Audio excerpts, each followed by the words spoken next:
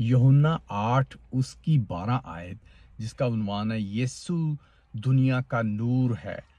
یسوع نے پھر ان سے مخاطب ہو کر کہا، دنیا کا نور میں ہوں، جو میری پیروی کرے گا وہ اندھیرے میں نہ چلے گا بلکہ زندگی کا نور پائے گا۔ تو دوستو، زندگی کا نور آپ پانا چاہتے ہیں تو پہلے مسیح کو قبول کریں، پھر آپ زندگی کے نور بنیں گے، اور دنیا میں بھی آپ دنیا کے نور بنیں گے، بائبل مقدس فرماتی ہے۔ تو دوستو، آپ اگر جب نور بنتے ہیں تو نور ہر جگہ چمکتا ہے۔ آپ اندھیرا نہ بنیں، کیونکہ جب مسیح میں ہوں گے، گاڈ میں ہوں گے، تو گاڈ نور تھا اور مسیح بھی نور ہے، جیسے یہ مسیح دنیا کا نور ہے، تو آپ بھی دنیا کے نور ہوں گے دوستو۔ آپ جگمگ کریں گے، چمکیں گے، چمکائیں گے۔